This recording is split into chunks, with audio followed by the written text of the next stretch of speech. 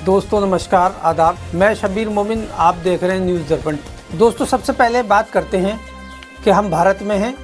भारत वो महान देश है जिसका इतिहास में स्वर्णिम अक्षरों में जिक्र है। भारत एक लोकतांत्रिक देश है। लोकतांत्रिक और राजशाही दो तरह की प्रक्रियाएं दुनिया के देशों में होती हैं। भारत लोकतांत्रिक देश है और दुनिया का सबसे बड़ा लोकतांत्रिक देश भारत है। अब स्थिति यह है कि लोकतांत्रिक देश में पक्ष विपक्ष दो तरह की पार्टियां होती हैं।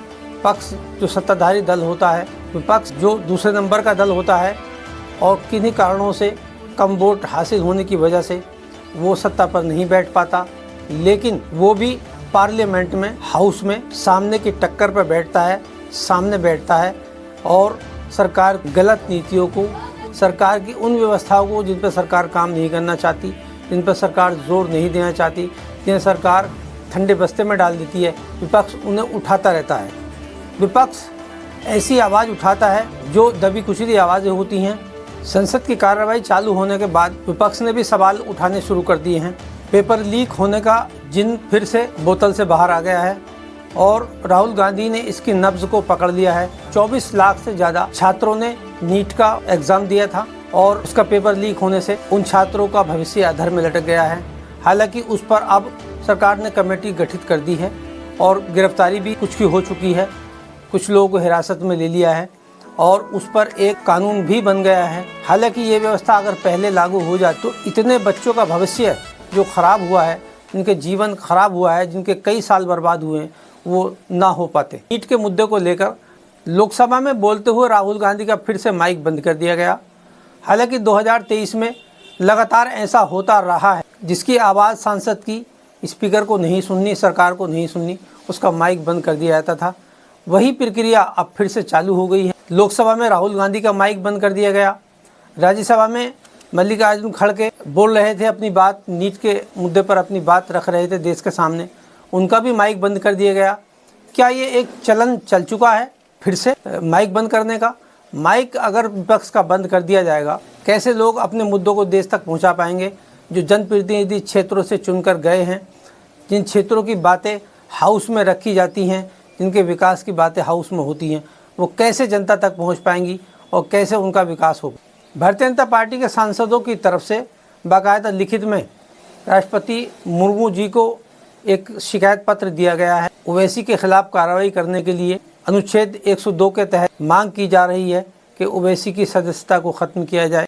जय भीम, जय मीम, जय तेलंगाना, जय फलस्तीन, तकबीर, अल्लाहु अकबर। जय भीम, जय मीम, जय तेलंगाना, जय फलस्तीन, तकबीर, अल्लाह। हालांकि ओवैसी अब सफाई देते दिखाई दे रहे हैं। कई सांसद इस पक्ष में मीडिया से बात कर रहे हैं, मीडिया को बताया कि ये इसका कोई समर्थन नहीं करता, ये ठीक नहीं था, ऐसा नहीं कहना चाहिए था।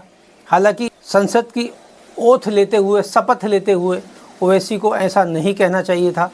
सुप्रीम कोर्ट के वकील महमूद पराचा ने भी इसका जिक्र करते हुए कहा कि दिल में मोहब्बत होना अलग बात है, मानवता की मोहब्बत होना अलग बात है, लेकिन संसद में शपथ लेते समय उन्हें ऐसा नहीं कहना चाहिए था। हम इसका समर्थन नहीं करते। इसी हंगामे के बीच विवाद बढ़ता लोकसभा स्पीकर संसद की कार्रवाई को सोमवार तक के लिए स्थगित कर दिया है। 2023 में दो वर्तमान मुख्यमंत्री, झारखंड के मुख्यमंत्री हेमंत सोरेन, दिल्ली के मुख्यमंत्री अरविंद केजरीवाल, ईडी ने गिरफ्तार की। केजरीवाल को शराब घोटाले में के आरोप में गिरफ्तार किया।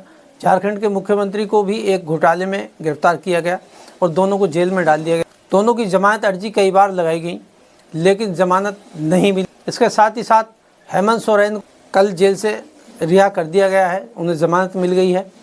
जमानत मिलने के बाद कोर्ट ने कहा ईडी से कि आप कुछ ठोस सबूत दीजिए। ईडी कोर्ट के सामने को ठोस सबूत नहीं दे पाई। हालांकि अरविंद केजरीवाल सीबीआई जेल से फिर से 3 दिन की रिमांड पर ले लिया। कहाँ तक अरविंद केजरीवाल का मामला जाएगा, कब तक उन्हें जमानत मिल पाएगी, ये देखना बाकी। 2023 में ही चुनाव का आम ऐलान होने से कुछ पहले अयोध्या में रामपथ बनाया गया। 13 किलोमीटर लंबा ये राम 844 करोड़ की लागत से बना। हालांकि 485 दिनों में इसे बनकर तैयार होना था, लेकिन प्रशासनिक दबाव, कुछ दवाओं के चलते हड़बड़ी में इसे मात्र 341 दिन में बना दिया गया, जिसका नतीजा ये हुआ अरबों की लागत से बनने वाला ये राम अब 19 जगह से टूट गया है, धंस गया है, इसमें गड्ढे हो गए हैं और इसकी अब जगह जगह आलोचना की जा रही है। हालांकि खबरों में ये भी देखा जा रहा है कि राम मंदिर की छत टपक रही, ऐसा लगातार खबरों में चल रहा है कि नवनिर्मित भव्य विशाल राम मंदिर का निर्माण होने के बाद ही पहली बार उसकी छत टपकने की शिकायत मिलती रही है। दोस्तों, सरकार किसी तरह से भी सरकार विकास, देश की जनता चाहती है कि सरकार विकास करे। सरकार पक्ष विपक्ष की बात नहीं, देश का हर एक नागरिक सरकार का नागरिक है, देश का हर एक नागरिक भारत का नागरिक है, देश का हर एक बच्चा उसे विकास मिले, देश के हर एक बच्चे को शिक्षा मिले, स्वास्थ्य मिले। भारत की जनता ने 2024 में जो आम चुनाव हुए उनमें अपना मैंडेट दिया और विपक्ष को लाकर सरकार के बराबर में खड़ा कर दिया।